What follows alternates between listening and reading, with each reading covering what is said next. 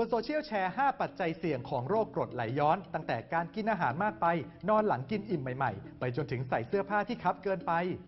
ชัวร์เหรอ เรื่องนี้ถ้าจริงก็มีประโยชน์และควรรีบบอกกันครับ แต่ก่อนจะแชร์ต่อต้องเช็คให้ถูกชัวร์ศูนย์ชัวร์ก่อนแชร์สำนักข่าวไทย อสมท ไปสอบถามกับแพทย์ระบบทางเดินอาหารโรงพยาบาลจุฬาลงกรณ์ครับ อย่างแรกโรคกรดไหลย้อนนี่เกิดจากอะไรล่ะครับ ปกติแล้วกรดในร่างกายของเราจะอยู่เฉพาะในกระเพาะอาหาร แต่ว่ามีบางครั้งที่จะมี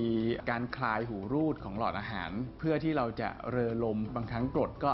ย้อนขึ้นมาด้วย อันนี้เกิดได้ในคนปกติทุกๆคนนะครับก็เป็นภาวะกรดไหลย้อนเฉยๆแต่ในบางคนที่ภาวะเนี้ยเกิดบ่อยเกิดครั้งหนึ่งมีความรุนแรงหรือเกิดครั้งละนานๆอย่างเนี้ยเราถึงเรียกว่าเป็นโรคกรดไหลย้อนอาการของกรดที่ย้อนขึ้นมาก็คืออาการเลอเปรี้ยวมีรสของอาหารรสเปรี้ยวหรือรสขมขึ้นมาที่ลำคอแล้วก็มีอาการแสบร้อนกลางหน้าอกเป็นอาการหลักที่เขาแชร์ 5 ปัจจัยเสี่ยงโรคกรดไหลย้อนมีดังนี้ครับ 1. กินอาหารรสจัดหรือกาเฟอีนจริงครับอาหารที่มีรสจัดเนี่ยอาจจะไปเสริมความเป็นกรดที่อยู่ในกระเพาะแล้วเวลามันเกิดการไหลย้อนขึ้นมาก็ทำให้เกิดอาการแสบร้อนกลางอกมากขึ้นส่วนสารพวกคาเฟอีนเนี่ยก็จะมีส่วนไปคลายหูรูดหลอดอาหารทำให้หูรูดหลอดอาหารเนี่ยอ่อนแรงลงนะครับแล้วก็เกิดกรดไหลย้อนได้ง่ายขึ้นครับถือว่าเป็นปัจจัยที่ทำให้คนเป็นโรคกรดไหลย้อนอยู่แล้วเนี่ยมีอาการแย่ลงแต่คนธรรมดาที่ไม่เป็นก็ไม่ใช่ว่าไปกินกาแฟแล้วจะเกิดกรดไหลย้อนขึ้นครับ 2. กินอาหารมากเกินไปการที่เรากินอิ่มเกินไปทำให้ความดันในกระเพาะสูงครับความดันในกระเพาะสูงจนเอาชนะ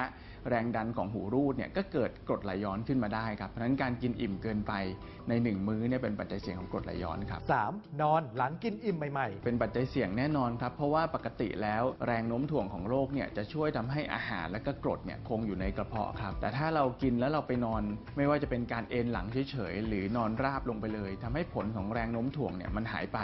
ก็จะทำให้เกิดเรื่องของกรดไหลย้อนได้ง่ายขึ้นครับคำแนะนำก็คือว่าหลังอาหารถ้าเป็นไปได้เนี่ยการเดินออกกำลังกายให้กระเพาะลำไส้มีการเคลื่อนไหว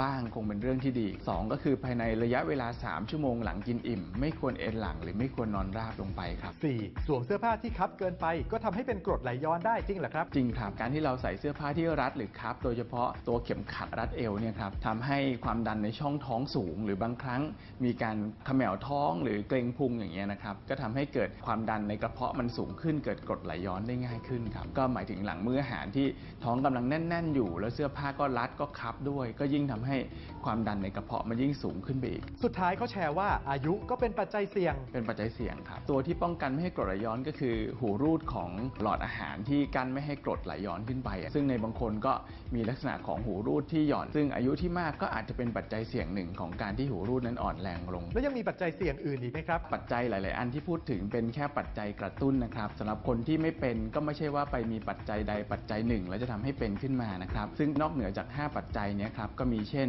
การรับประทานอาหารมันอาหารทอดซึ่งทำให้กระเพาะเนี่ยย่อยได้ช้าและก็มีโอกาสเกิดกรดไหลย้อน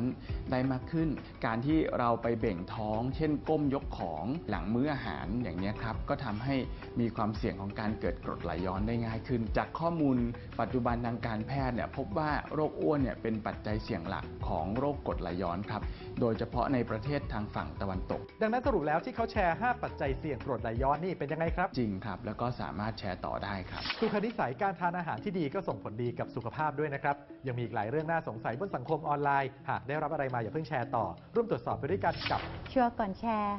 ก่อนจะแชร์อะไรเช็คให้ชัวร์ก่อนนะคะสนับสนุนโดยกองทุนพัฒนาสื่อปลอดภัยและสร้างสรรค์